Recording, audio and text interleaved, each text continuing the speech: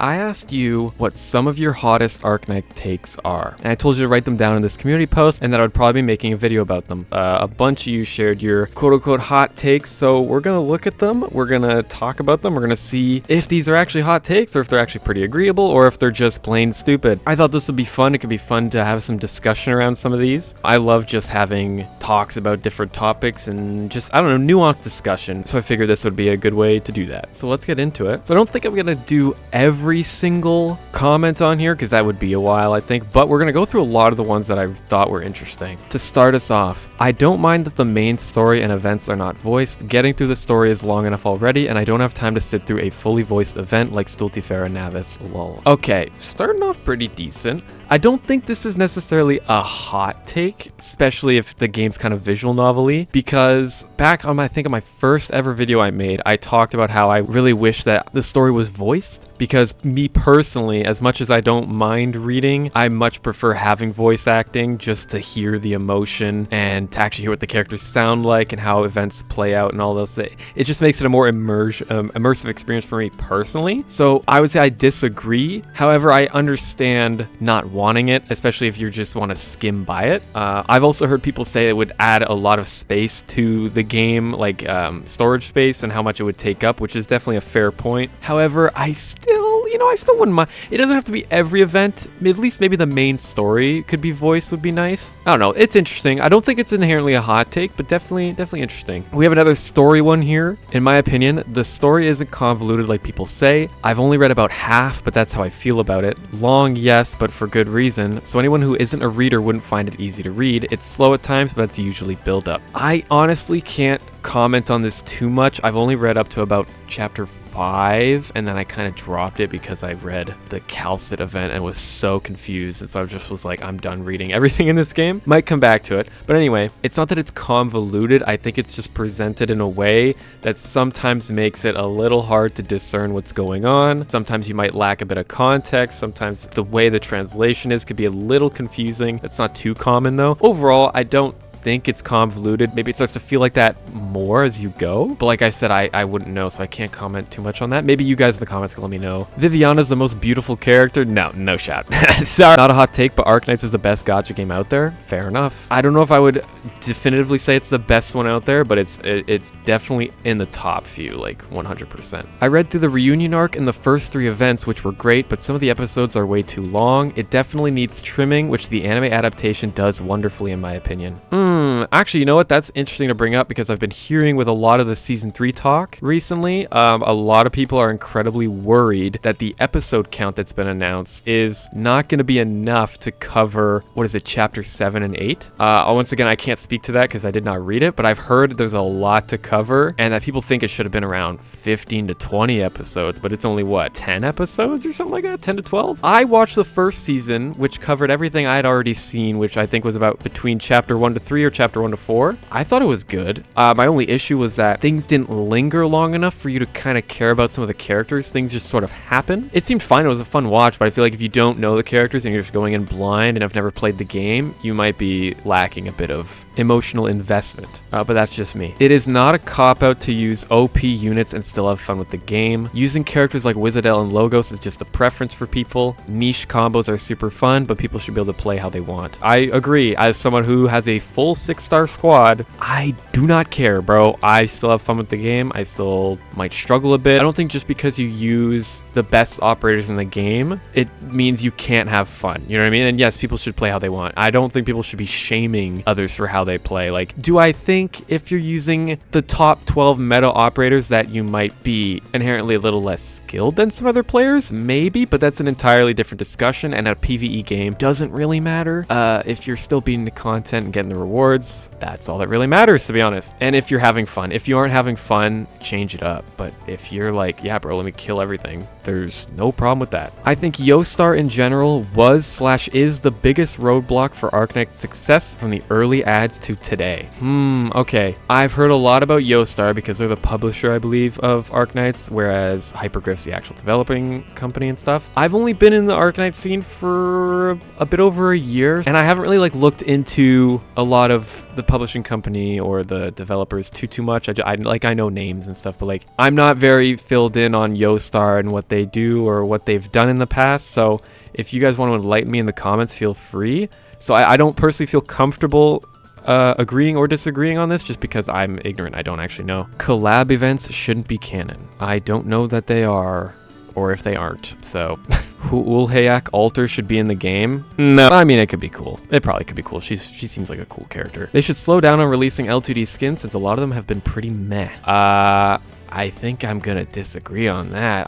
I've bought quite a few of the L2D skins. Am I thinking about them? Those are the animated ones, right? For the 6 stars and stuff. I think a lot of them have been pretty good. I've bought like the Nightingale one, the Inez one. I think I got the Virtuoso one. I'm looking forward to the Wizardel one. There's probably some I'm forgetting. Yeah, no, I think that's I don't know if I'd classify that as a hot take necessarily, more just an opinion, but yeah, I don't know about that, Chief. Reclamation algorithm is much better than integrated strategies and should have been the one to get a bazillion expansions. I don't know about that one. I don't think it should have been the one to get bazillion expansions, but that doesn't mean I think it shouldn't get expansions at all. If I had to pick, I would probably still go with integrated strategies. It's fun to get different roguelite modes, but that doesn't mean reclamation algorithm like can't get expansions. They get reward expansions every now and then, which I don't believe adds new content, but I haven't played enough of reclamation algorithm to know. But yeah, no, I don't think it should be like an either or situation. Why not just both? Myrtle is not the best Vanguard / operator like everyone says. All she offers is DP and is also cheap to deploy. In normal modes, whenever I try to use her, it just feels like a waste of one of your 12 ops. I feel like if you want to use a Vanguard, go for a Charger or Pioneer. I find Fang Alter and Suzumon better. Just to preface, I'm not a meta guy in the sense of like knowing what's best and what's not. I just use what I want to use. But what I will say is, oftentimes when I'm struggling with a certain strategy, the main problem is lack of DP generation or needing really early fast DP generation. And Myrtle kind of helps with that because she's very cheap to deploy. She provides a good amount of DP very fast and very early. She's also just nice for annihilations because you have her down just farming DP. Not saying you can't do that with Pioneers, they just do it a bit slower, I think. Would I say she's the best Vanguard? I don't know. She's probably one of the best DP generators in terms of just doing what you need her to do. If you just want to get DP, she's probably the best at doing that. But if you want a multi-purpose Vanguard, then yeah, no, you're probably gonna want someone else. Like personally, I barely ever use Myrtle. I use her as like a last-ditch effort. I'm tired of this bullcrap. I'm putting in Myrtle, I'm putting in Wizardel, you know what I mean? Like most of the time I'm running Inez, and if I'm running another Vanguard, it's probably like Flametail or 5-star Texas. So Palace is the worst instructor guard for the fact that she only buffs Minos operators, which are only 5 of them. All other instructors can buff plenty of other operators, with Whislash buffing anyone with 3 or more block, Doberman buffing all 3-star and buffing and melee operators next to her. Okay, quick preface, I don't use instructors. I like Doberman though. If you're using instructors just for the buffs, I can probably see why you might think she's the worst. But let's be honest, you're not just using her for the buffs, are you? Like, I feel like she also puts in her own work with some of her damage and skills. Like, I've borrowed a Palace before, and she does damage. I don't think she's like tip top of the pecking order here, but if you are just using Palace for the buff she provides and that's it, and not for like the actual operator and guard, I think that's a little strange. Maybe I'm weird for that, but I don't know. Yes, Doberman buffs all 3-stars, but bro, like in high-end content, are you really gonna be bringing that many 3-stars for Doberman's buff to matter compared to how much better of like lane holding Palace would do? You know what I mean? Like the way I think about it is if you're not gonna be using 3-stars, well then you might not even be using Minos operators, or you probably just have a better chance of using Minos operators because some of them are probably like 5, aren't they like 5-stars, or at least some of them? I don't know. If you're just looking at the instructors for just the buffs they provide, I think it's a little nearsighted. That's my take on it. We must be firm to stop hearing takes from tourists. Well, problem with that is you don't always know who is a tourist, quote unquote, and I also think gacha tourist is a little bit of a weird term. A lot of people play a lot of gachas. Doesn't mean they don't inherently know what they talk about. If someone's right, they're right. If they're wrong, they're wrong. It doesn't matter if they're a tourist or not, if they've played 10 gachas or 1 gacha. If what they're saying makes sense, it makes sense. It's simple as that. Okay, this one I might stir a little controversy if none of the others have. I'm gonna be honest, but I want to talk about this. There are no bad operators, only bad mindsets.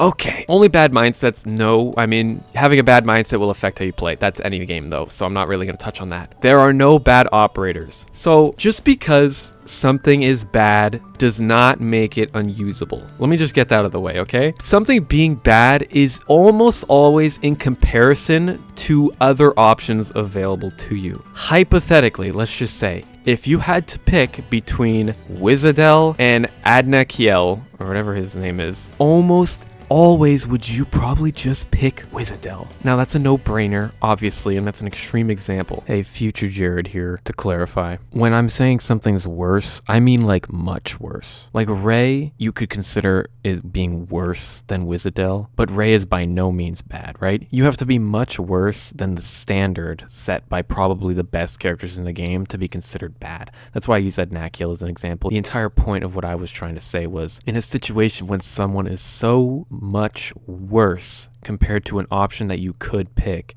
that inherently makes them bad because of the disparity in what she can do and how he matches up to that, right? She blows everything away. She blows shit up and he shoots toothpicks, you know what I'm saying? Just for this example, right? Obviously, yes, you could also argue, oh, a lot of people are worse than Wizardel. Does that make them bad? Maybe, if you want to argue that. But I think to say there are no bad operators is a little disingenuous. I'm not going to be using a 2-star Yato when I can use a 6-star Flame Lash or an Inez, you know what I mean? If you sat there and proved to me you could beat a level with Yato too, I'd be like, great, good for you. I'm not going to do that. But that doesn't make her not bad. You know, you get what I'm saying? And I think that's kind of a no-brainer. So I just think the idea of there being no bad operators is a little silly in a game with over 300 operators. There's going to be some bad ones in the bunch, okay? And that's just kind of how it is. If you think I'm being closed-minded on that, feel free to let me know. I think that's a pretty fair way to look at it in, you know, the terms of how, I don't know, the term of what bad is. Wizardel was an unequivocally good addition to the game. She helps new players and casuals who don't want hard fights and just want to collect funny PNGs, which is a valid playstyle. Elitism is cringe. She helps veterans by offering a win button, quote unquote, for must clear content so that they can spend more time on what they actually find fun. As much as people say it, Wizardel has not made the game harder, and if anything, recent events have been hella easy. Her outfit isn't dumb. I actually like it. Is she a good addition to the game or is she a bad addition to the game? I'd say she's a bit of both, and as much as that's probably the weird fence-sitter answer to take out on it, that's kind of my nuanced idea on it. She is good for all these points, right, that you've just said, but she is also bad in the sense that what she does to the game is provides a new ceiling for which the game could go if they so wanted. I mean, from what I've heard, and it's kind of seen as you play the game, HP has gone up. There's a lot more enemies and bosses with damage reduction or damage resistance. I think it's damage reduction, which to me is an annoying fucking mechanic, okay? And it's not, I hesitate to call it a mechanic. It's not, it's just a stat thing. As the game gets more strong operators, they will and have kind of increased the flat difficulty of the game. Like, you can't sit here and say chapter 14 is the same level of difficulty as chapter 5. That's just not true at all. Things have more HP, things are tankier, the levels are harder, which you should expect, of course. I'm not gonna sit here and say she hasn't had an effect on that per se. I think she has. Does that mean she's not a good addition to the game? No, I actually think I would agree. For new players who just want to breeze through content, a lot of people just want to play, get the rewards and stuff. You know, you want to play the gacha game the way you want to play it, that's fine. However, I don't think people are wrong in having a dislike for Wizardel. She is, let's be honest, kind of a brain dead operator. You just kind of throw her and you usually win. Like, if you're struggling with Wizardel, you're probably doing something wrong. I think that's fair to say. And yeah, she is kind of a win button. And you kind of like, if you already didn't have to think with using a bunch of 6 stars, using her, it like multiplies that. I don't know. I think she was both a good and bad addition to the game, and I guess we'll only see the effects she's had further down the line. In terms of power creep, I think Arknights is fine. What, the game's been out for 6 years at this point, 5-6 years, and you can still use year 1 operators and be just fine. Obviously, it requires more effort, but as long as the game is still completable with those characters, that's honestly what matters the most. So that was my long-winded way of tackling that. Siege is worth pulling for. Yeah, right. They should stop making new healer operators. Chain medic and multi-medic are the same thing. I don't need different flavors of the same operator when Aya Alter does literally everything but better. I've E2'd a lot of healers, and shocker, I never use them. Sure, they look cool, but seeing new healer operators is just boring. They'd be better off making some wacky healer than another chain medic or wanderer medic. A medic that only heals summons would be way cooler. I mean, you know what? That's kind of fair. Healers are in a weird spot where if they're not adding something else to the table at this point, they almost do feel a little pointless or redundant. I understand that. A game like Honkai Star is already kind of running into that issue where their sustains are doing a fuck ton of damage now at this point. And basically, if you aren't competing with that, well then why would we use you? You know what I mean? That's kind of the problem, especially as content gets harder. So it kind of comes down to like, well, what do you need a healer for? Do you need to keep them alive? Or do you want them to keep you both alive while also providing more support? I guess that depends, right? Like, I don't know, Ea Alder does do a lot. You look at Monster, right? She's a chain medic, but she's also kind of just a DPS. Like, I mean, really? Yes, you can use her for healing, but I think a lot of people will be using her for her true damage. But they also have incantation medics, right? Who do damage, like Reed Alter. She's a medic, but she's also just a nuke. So, you know,